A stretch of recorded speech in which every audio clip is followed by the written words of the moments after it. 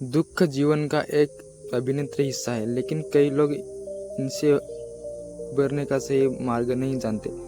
हर समय उदास रहने वाले लोग अक्सर अपनी समस्याओं और कठिनाइयों में इतने उलझ जाते हैं कि उन्हें यह नहीं समझ आता कि जीवन में संतुलन कैसे पाया जाए। गौतम बुद्ध की जीवन यात्रा और उनके उपदेश हमें सिखाते हैं कि दुख से मुक्ति पाना संभव है, बशर्ते हम अपने भीतर के सत्य को पहचाने और सही मार्ग पर चले। बुद्ध ने यह संदेश दिया कि उदासी और दुख के पार जाकर हम सच्चे आनंद और शांति का अनुभव कर सकते हैं।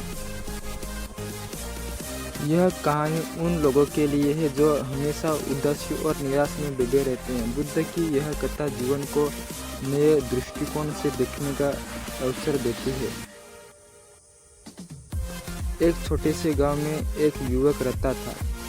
युवक हर समय उदास और निराश रहता था। उसे लगता था कि उसके जीवन में कुछ भी अच्छा नहीं हो रहा है, चाहे मौसम कितना भी अच्छा हो, चाहे लोग कितने भी खुश हो।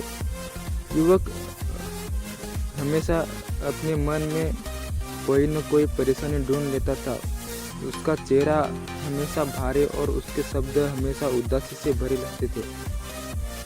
गांव के लोग उसे समझाने की कोशिश करते, लेकिन उसका जवाब हमेशा एक ही होता, मेरे जीवन में खुशी की कोई जगह नहीं है।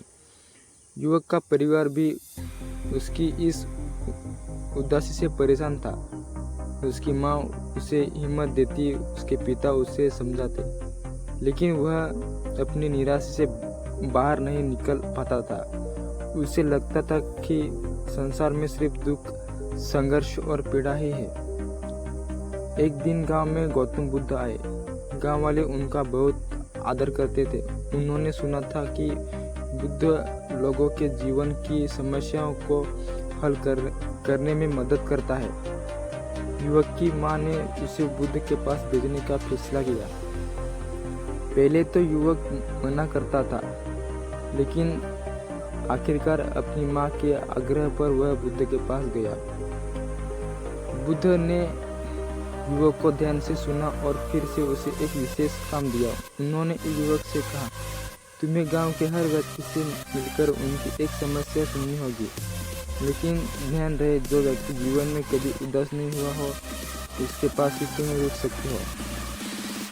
युवक को यह काम अजीब लगा, लेकिन वह बुद्ध का आदेश मानकर गांव में निकला। उसने सबसे पहले अपने एक मित्र से बात की जो हमेशा खुश दिखता था।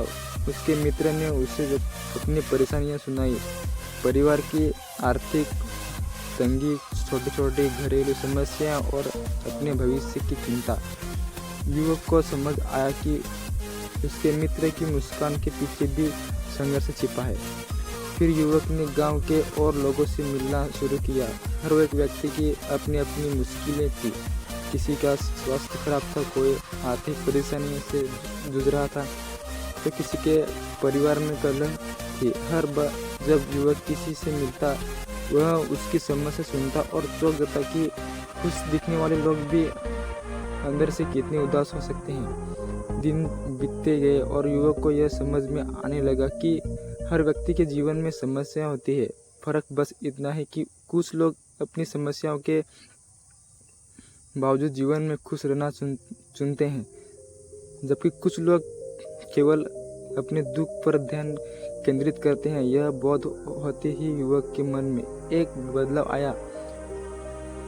उसे समझ आया कि जीवन में उदासी और खुशियां दोनों का अस्तित्व है, लेकिन यह हमारे पर निर्भर करता है कि हम किसी प्राथमिकता देते हैं।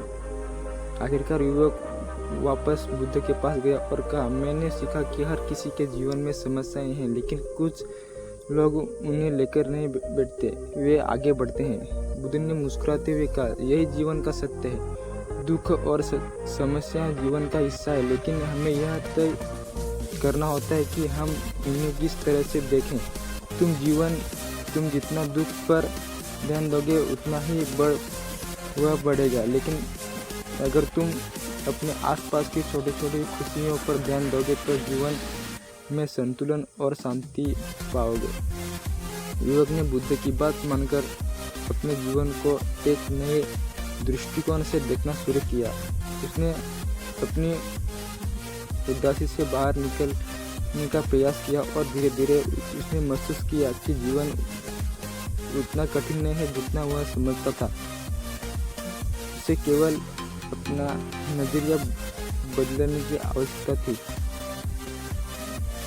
तो दोस्तों, हमें इस कहानी से यह सीख मिलता है कि जीवन में हर व्यक्ति के पास अपनी समस्याएं और कठिनाइयां होती है, लेकिन यह हम पर निर्भर करता है कि हम उन्हें कैसे संभालें। हर समस्या उदास रहना हमारी सोच और दृष्टिकोण का परिणाम होता है। अगर हम अपने जीवन में छोटी छोटी खुशियों को देखना सीख ले तो उदासी धीरे धीरे कम होती जाएगी। तो दोस्तों, ये कहानी आपको कैसी लगी कमेंट करके ज़रूर बताना और वीडियो को एक लाइक